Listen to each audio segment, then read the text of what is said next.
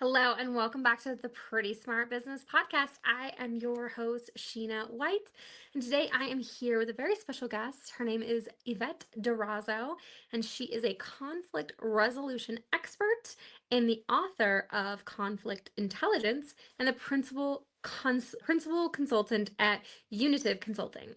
She helps organizations build trust, improve workplace culture, and enhance leadership through strategic conflict management and DEI focused solutions.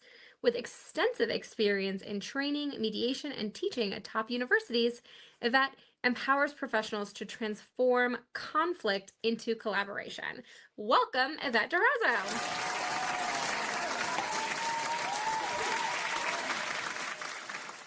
Awesome, Yvette. So, how did your personal upbringing and background influence your passion for conflict resolution?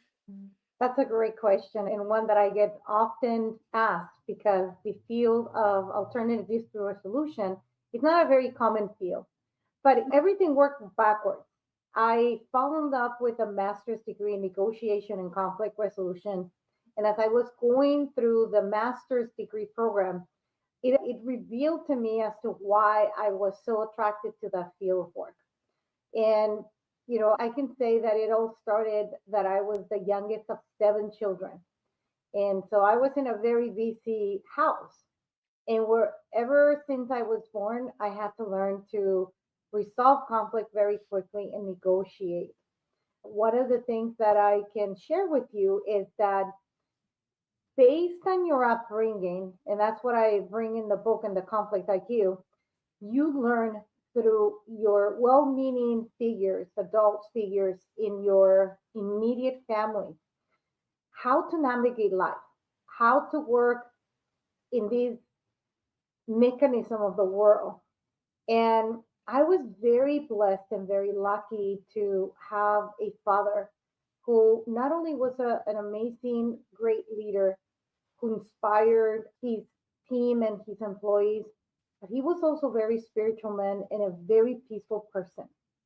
In contrast to my mom, that was very fast to fire and not very emotionally regulated, and the rest of my brothers as well. I had a combination of the majority of them not having emotional regulation abilities, and very few in the family were mostly regulated emotionally. So I think it is that combination of where I was born and raised that propelled me to wanting to become more of an expert in this field because I like peace. I like peace building. I like to see people getting along well because it is a positive thing for people. I like that. So, as a chief civility officer, how do you define civility in the workplace and why do you think it's so crucial today? It is very crucial more than ever today because civility is it's an ability of every single human being to be able to co-participate in an environment of how to create peace, in an environment of how to create psychological safety, not just pushing it into the leaders, but also co-participating in creating that stability process in the workplace in where people treat other people well and respect one another. Okay, I like it. What are some key negotiation techniques leaders can use to resolve internal conflicts before they escalate? Yes, well, first and foremost, leaders should be either trained or become comfortable with what is conflict, right? A lot of people fear the just even the word conflict. They fear it. They think it's a negative thing. But once you understand that conflict is just an energy, just like any other emotion, and learn how to regulate it within yourself, you can invite other people with your own behavior to also calm down that's when it comes to conflict. Conflict and negotiation goes most of it hand in hand, right? Conflict resolution, it's about how to resolve issues or manage situations when you're dealing with discord. People are not in the same page with things. versus negotiation is how to navigate and how to influence your way into the world. With negotiation, as you already probably know, since I talked to you a few minutes before we started the video, I just developed a book that is mostly coming out in a couple of weeks. It's about women negotiation skills. And your question is, how do you work a negotiation inside the workplace in order to be able to de-escalate situations?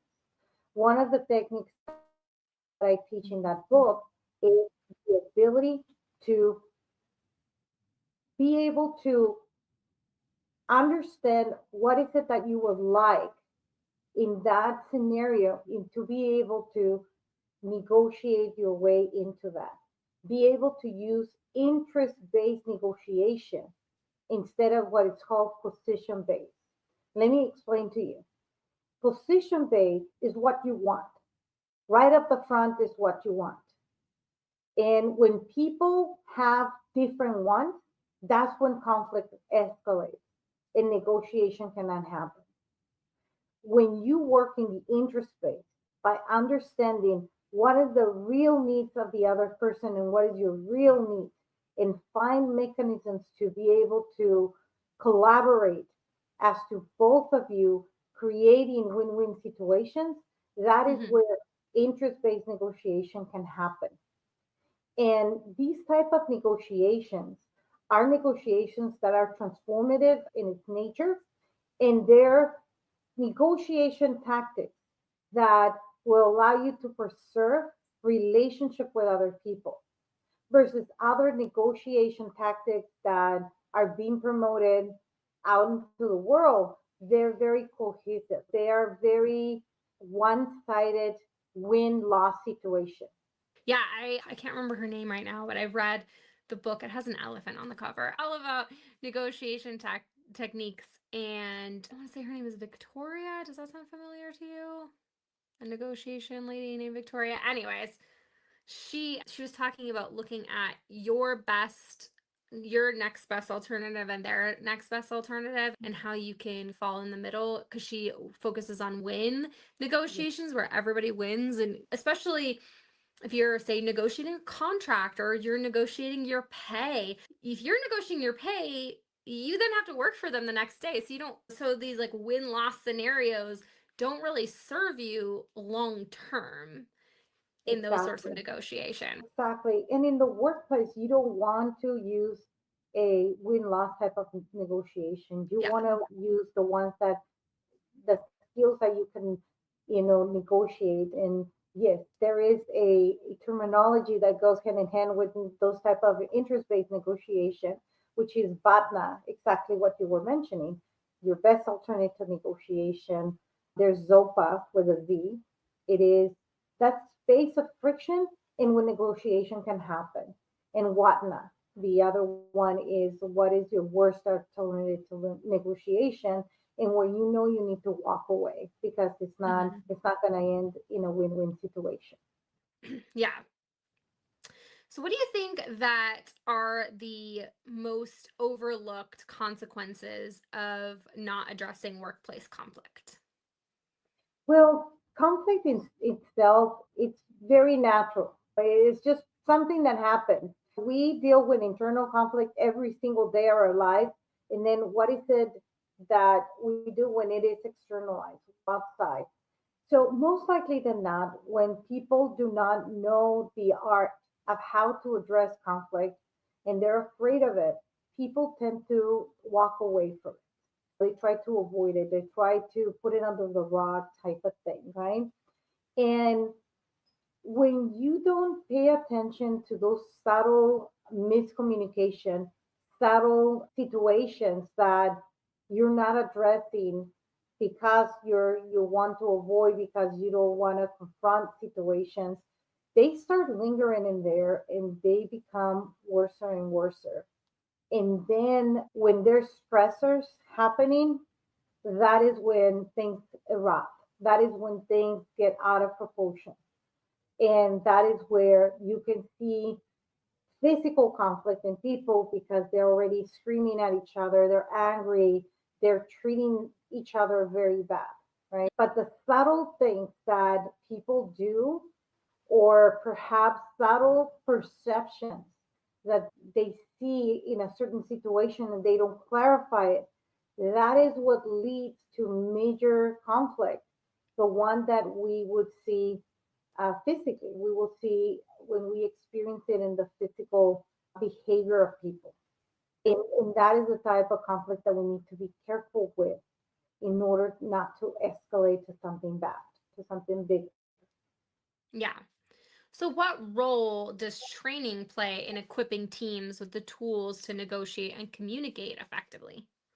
Yeah. Well, training itself can be a preventative process in something that will nurture better culture in organization. So training does that. Then obviously I have tools that can help prevent it, that can help deal with it, and it can help organizations whenever they have dealt with situations and they don't want it to happen again. So training, I will put it in the category of a preventative and something that can nurture cultural dynamics in the organization. And that is one of the biggest areas that a lot of our C-suite people overlooked because not a lot of people are trained in this specific field of work. You have a ton of consultants that are out there utilizing a lot of tools such as personality styles assessments. And it is being sold out there that the personality assessments will be the solution for everything and for the culture and for everything. Team building exercises that they do once every 6 months, once a year. And all of those, in my humble opinion, are a waste sometimes of money because they're not addressing the real core situation. And they're not addressing it because nobody knows any better. Nobody realized that indeed throughout our educational life, we have never, the majority of us are never being taught conflict resolution skills. And the most we're equipped with is from the age of 0 to 7 years old, when you get to experience your world around you, and those adults in your life teach you how to navigate in this place that it's called the world, right? And those are the skills that, you know, that stay with you throughout your life. They are persistent throughout your life. And that is in the event that you ended up in a field of work in where probably they send you out for trainings, or you ended up in a field of education that perhaps address some of the areas of social groups, psychology. These fields that I'm at embraces anthropology, sociology, and psychology. Yeah. I actually have a degree in anthropology. Beautiful. So you understand. Yeah. I do. Yeah. I was And supposed not to a get lot of my people have these fields of work as fields of education. yeah, so I was supposed to go get my MD and my PhD originally, and so I have a degree in biochemistry, and I have another Mhm. one in medical anthropology and global health. So yeah, but I now I'm a financial coach, so that makes complete sense in my life. Okay, so what is the core message that you want listeners to take away from your book, Conflict Intelligence, or your new book, all about negotiation, and from this conversation? I will definitely answer your question, but first and foremost, the work that you're doing right now extremely well correlated with understanding people, because the manifestation of money has to do quite a lot with how do you resolve issues. You know, Yeah. how you navigate through life, right? How do you navigate? And it goes hand in hand. But Yeah, what I no, I like, would actually I would agree with you. So I always say that I have an unconventional path to where I am, but every single thing led up to it. So like the biochemistry thing, I did a ton of math, so I'm really good at math. So then with all that and like difficult concepts, and then with the anthropology thing, that's all about culture and learning about how people like the lens with which they see the world and money and the way you look at money and the way you look at business is so culture driven that actually I love that I got those degrees to do what I do now, even though it doesn't on the front side, it doesn't really seem like it fits. Yeah, but I do understand it because I come from that field of work that you're doing. Mm, Well, yeah. what I would like leaders to get out of my conflict IQ book is not to fear conflict and to be able to become more intelligent of how to navigate and deal with it. The methodology that I developed really augments people's emotional intelligence. It augments the ability to be able to not only be self-regulated with your emotions, but also be able to work and relate to society or to people by understanding your emotions and other people's emotions, right? And then the conflict resolution or conflict IQ that I developed, it augments you to be able to not only learn certain techniques and skills and tactics of how to do conflict resolution, but it's more than that. It is how do you become that leader that leans into the conflict and not runs away from it and not points out negative fingers into other people when situations arise.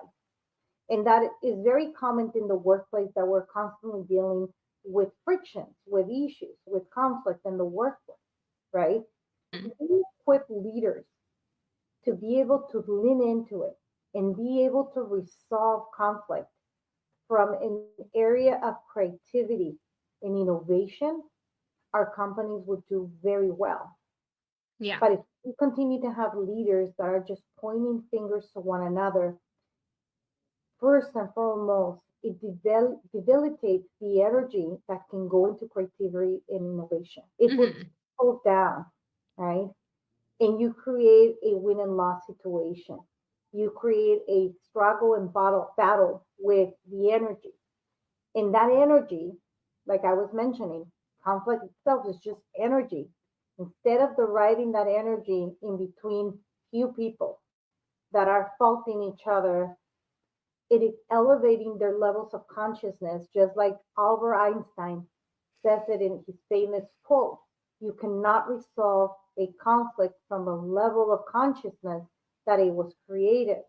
When people learn how to go from certain levels of consciousness to be able to get into those levels of consciousness through conflict intelligence, they're going to be able to see things from different perspectives, be able to step in somebody else's shoes, be able to resolve or manage conflict because I would lie to you here if I were to tell you that all conflict can be resolved. That's not true, Not always. but you No. can manage it. And actually, I put an article just recently in one of my blogs and I think in LinkedIn to distinguish because a lot of people hear the word conflict resolution, but have probably not heard a lot about conflict management. And is that possibility of being able to be more intelligent with situations are happening in your immediate world and you might not have the influence for other people to step in and be able to help you navigate and resolve situations, but then how do you go about managing the conflict? It's key. It is very important and it is a leadership skill that ought to be taught by C-suite leaders, talent acquisition, to start out after individuals that have it. The reality is that you don't find a lot of them because of the same situation that I already mentioned, right? Either Hmm. you by default learn this through the ages of 0 to 7, or by default because you went and were curious enough about learning people skills, psychology, and you go off your way to learn these skills. But we live in a society where the majority of people don't. And that is Yeah. why we have the effect in TV, in shows that sports that show violence, and people are geared more towards that to admire and see violence, win and loss situation. And the individuals are prone to that and it catches people's attention, which says quite a lot about society if you can really think about that. You know, It in does. my perspective, whenever I see something that especially reality shows where people are just fighting. Come on, this is just a waste of Well, they time. have to bring the drama, okay? They have to Yeah, bring the drama. That makes and good TV. that is something that psychologically people get attracted to because they don't know how to maneuver. They don't Hmm. know how to deal with it. And then on top of that, they're being exposed to very negative ways of conflict resolution. And that's what people tend to believe Yeah, that they can utilize versus whenever I'm in the other side and I'm mediating for people and I can see those levels of shift of consciousness and where they experience the ability to self resolve issues because I don't resolve issues for anybody. I am like a vessel, I am a coach, and I'm a facilitator for individuals to be able to resolve their own issues. And when they're able to resolve it in a peaceful way, in a logical way, in a place where it feels right for them, it is a miracle for people. It is it is something that they have never experienced in their life. I And love for it. me, it is very addictive because I know that I'm doing something good for the other human being by helping them navigate something or a situation that perhaps by themselves they wouldn't be able to get to it because the emotions get the most out of people. Yeah, definitely. Well, this Mhm. has been super enlightening. Where can people find you and your new book? Thank you. They can Google my name, Yvette Durazo, and they will find plenty of podcasts like yours. Thank you so much for inviting me. They can find my YouTube, my website. It's under yvette.durazo.com or yvetteDurazo.com. And then the other website is unitivconsulting.com, and where they can find a tab where there's the information of my first book that I published a couple of years ago, and then the second book that is going to be coming in a couple of weeks. I love it so much. Awesome. Thank you so much, Yvette, for joining us on the Pretty Smart Business podcast. And I can't wait to collaborate with you further in the future. Thank you very much for inviting me to talk to your audience. Thanks.